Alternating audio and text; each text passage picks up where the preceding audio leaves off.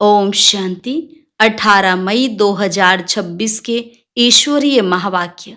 पहले सुनते हैं मुरली के मुख्य पॉइंट्स। बाबा ने कहा, अभी भारत का बहुत बड़ा कल्याण होना है। तुम हो ही भारत की सेवा पर। तुम्हारे पास जो कुछ भी है उसे दैवी राजधानी स्थापन करने में लगाओ। अब आसुरी फैमिली से दिल हट जाना चाहिए। यही नशा रहे कि हम ईश्वरीय फैमिली के हैं और अपना दैवी राज्य स्थापन कर रहे हैं। फिर बाबा ने कहा, यह ख्याल कभी नहीं आना चाहिए कि हम साक्षात्कार करें। यह सब भक्ति के ख्यालात हैं। ज्ञान मार्ग को अच्छी रीति समझना है।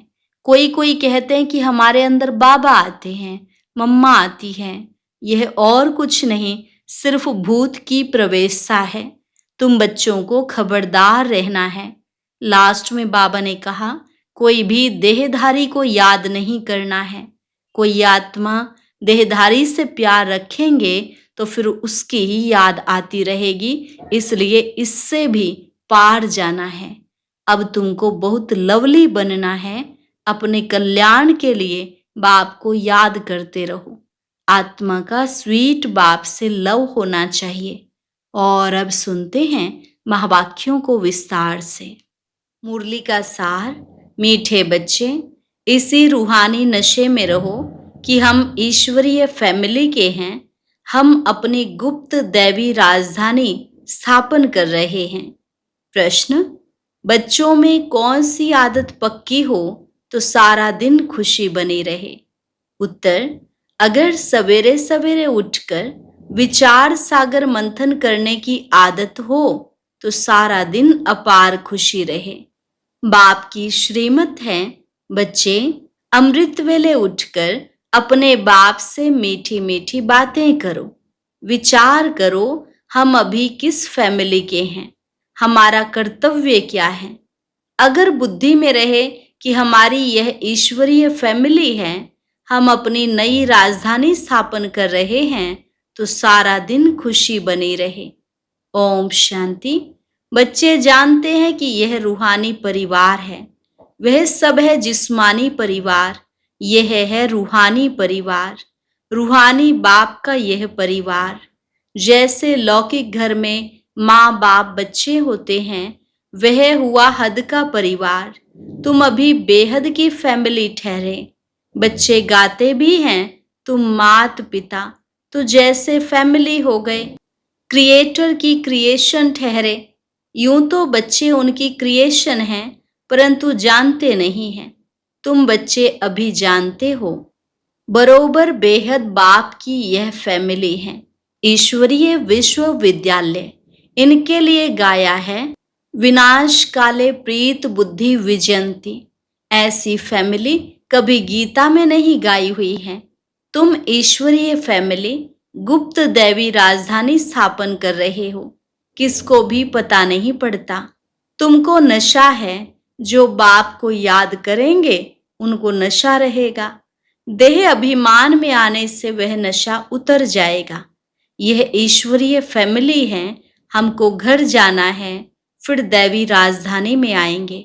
वहां है दैवी फैमिली, वह आसुरी फैमिली, यह है तुम्हारी ईश्वरीय फैमिली। रूहानी बाप दादा के बच्चे बहन भाई हैं। बस यह है रूहानी प्रवृत्ति मार्ग। सतयुग में ईश्वरीय फैमिली नहीं कहेंगे, वहां दैवी फैमिली हो जाती है। यह ईश्वरीय फैमिली बड़ी जबरदस्त है। तुम जानते हो, हम अभी ईश्वरीय फैमिली दैवी राज्य स्थापन कर रहे हैं। ऐसे ऐसे अपने साथ बातें करते विचार सागर मंथन करना चाहिए। सवेरे उठकर याद में बैठो तो विचार सागर मंथन करने की आदत पड़ जाएगी। उमंग में आते जाएंगे। जब और सब मनुष्य नींद में सोए रहते हैं, तुम उस समय जागते हो।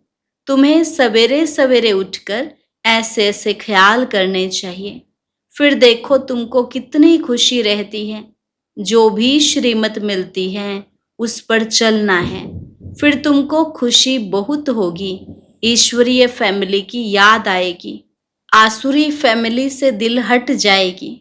नया मकान जब बिल्कुल तैयार हो जाता है तो फिर पुराने से आसक्ति निकल जाती है। जब तक नया नहीं बना है तब तक कुछ न कुछ मरम्मत आदि करते रहते हैं, फिर दिल हट जाती है। यह पुरानी दुनिया भी ऐसी है।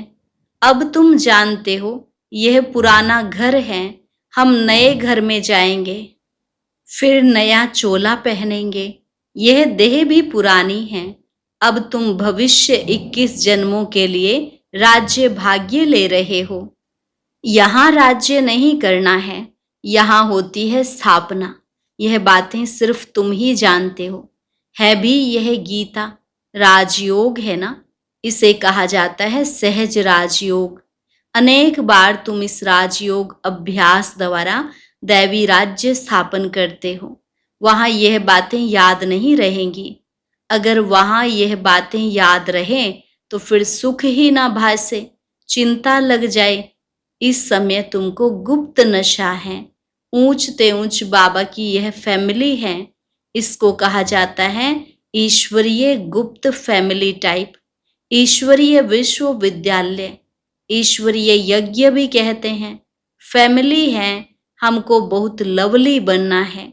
भविष्य में तुम बहुत लवली बनते हो। तुम हो रूप बसंत, आत्मा रूप भी है, बसंत भी है। इतनी छोटी सी आत्मा अविनाशी पार्ट बजाती है। इस समय तुम रूप बसंत बने हो। बाप ज्ञान का सागर है, ज्ञान जरूर देंगे तब जब इस शरीर में आएंगे। तुम जानते हो, ज्ञान की वर्षा बरसाते हैं। एक एक रत्न लाखों रुपयों का है। अब तुम आत्माओं को बाप का परिचय मिला है। बाप ने स्मृति दिलाई है। तुम्हारी बुद्धि में है यह 84 का चक्र कैसे फिरता है, इसलिए तुम्हारा नाम ही है स्वदर्शन चक्रधारी। विष्णु व लक्ष्मी नारायण स्वदर्शन चक्रधारी नहीं थे, उनमें यह ज्ञान नहीं होता। अभी आत्मा को यह ज्ञान मिलता है सृष्टि का चक्र कैसे फिरता है। भल त्रिमूर्ति कहते हो तो भी शिव नहीं दिखाते। त्रिमूर्ति के चित्र बहुत देखे होंगे। साकार में प्रजापिता ब्रह्मा तो यहाँ है ना।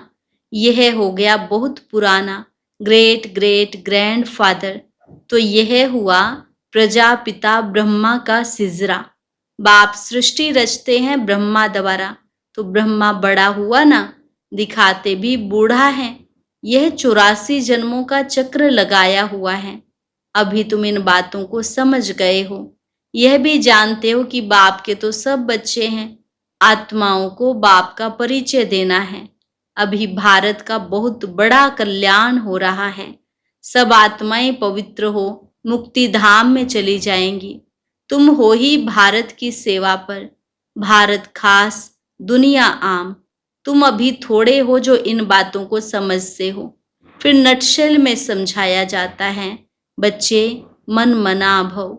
अलग में भी समझाया जाता है, जो कुछ है दैवी राजधानी स्थापन करने में लगाओ। बापू गांधी क्या करते थे, वह भी राम राज्य चाहते थे। कैसा वंडरफुल खेल है। अभी तुम साक्षी हो, खेल देखते हो, तुमको हंसी आती है। कहाँ की बातें कहाँ ले जाते हैं। बाप कहते हैं ड्रामानुसार दुनिया की गति बुरी हो गई है, फिर बाप आकर सदगति करते हैं। तुम बच्चों को नशा चढ़ रहा है। यह है सारे वर्ल्ड के निराकार बापूजी। यह ब्रह्मा भी किसका बच्चा है, शिव बाबा का। वह किसका बच्चा, यह माताएं कहती हैं शिव बाबा हमारा बच्चा। यह है शिव बाबा का खेल पाल। बाकी ध्यान दीदार में तो माया की बहुत प्रवेशता होती है। यह जो कहते हैं हमारे में शिव बाबा आते हैं, शिव बाबा यह बोलते हैं, यह सब भूत की प्रवेशता है। तुम बच्चों को खबरदार रहना है। यह भूत की बीमारी ऐसी है जो दोनों जहां से उड़ा देती है। यह कभी भी ख्याल नहीं आना चाहिए कि हम साक्षात्कार करें। यह सब भक्ति के ख्यालात हैं। ज्ञान मार्ग को अच्छी रीति समझना है। माया अनेक प्रकार से धोखा देती है। साक्षात्कार आदि से कोई फायदा नहीं। बाप कहते हैं इन द्वारा सगाई कराते हैं। बाप का फरमान है, तुमको कोई भी देहधारी को याद नहीं करना है, तुम अपने को आत्मा समझ बाप को याद करो। अपने कल्याण के लिए बाप को याद करना है। यह तो बहुत समझ की बात है। बाबा को कोई भी समाचार लिख सकते हैं। कई बच्चों को तो इतना भी अक्ल नहीं कि बेहद के बाप को चिट्ठी में अपना खुशखैराफत का समाचार लिखें। लौकिक बाप को चिट्ठी ना लिखें तो आराम ही फिट जाता। यह भी बेहद का बाप है। देखते हैं मास डेढ़ चिट्ठी नहीं आती है तो समझते हैं इनको शायद माया खा गई, जो ऐसे पारलौकिक बाप को चिट्ठी नहीं लिखते। इतना तो लिखना चाहिए, बाबा हम नारायणी नशे में सदैव रहते हैं, आपकी दी हुई युक्ति में ही हम तत्पर हैं। तो बाबा समझेंगे खुश राजी हैं। चिट्ठी नहीं लिखेंगे तो समझेंगे बीमार हैं, याद में ही नहीं रहते हैं। नहीं तो बाबा को समाचार देना है, बाबा हमने यह सर्विस की, इनको समझाया, इनकी बुद्धि में पूरा नहीं बैठा, तो फिर यह भी समझाएंगे कि इस रीति समझाओ। भक्ति मार्ग में जो कुछ कहते हैं समझ से कुछ भी नहीं। मुख्य बात बाप को ही नहीं जानते। बाप को जानने से भारत सदगति को पाता है। बाप को न जानने कारण भारत बिल्कुल दुर्गति को पा लेता है। अब बाप तुम बच्चों को समझाते हैं, हम तुमको सदगति में ले जाऊंगा, बाकी सबको मुक्ति में ले जाऊंगा। भारत जीवन मुक्ति में है तो बाकी सब मुक्ति में है। यह चेंज सिवाय बाप के और कोई कर नहीं सकता है। सर्व का सदगति दाता एक ही बाप है। सर्व की सदगति जरूर कल्प कल्प संगम पर ही होगी। तुम जानते हो हम आत्माओं का रूहानी बाप एक है, उनको आत्मा ही याद करती है। तुमको भक्ति मार्ग में दो बाप हैं। सतयुग में है एक बाप, संगम पर है तीन बाप। प्रजापिता ब्रह्मा भी तो बाप ठहरा ना, शिव भी बाबा है। वह है सर्व आत्माओं का बाप, उनसे ही वर्षा लेना है। उनको याद करने से ही विकर्म विनाश होंगे। ब्रह्मा को याद करने से विकर्म विनाश नहीं होंगे। इसलिए शिव बाबा को ही याद करना है। हम उनके बने हैं। यह है सच्चा सच्चा रियल ज्ञान, रूहानी बाप का रूहानी बच्चों प्रति। बाकी सब हैं देह अभिमानी।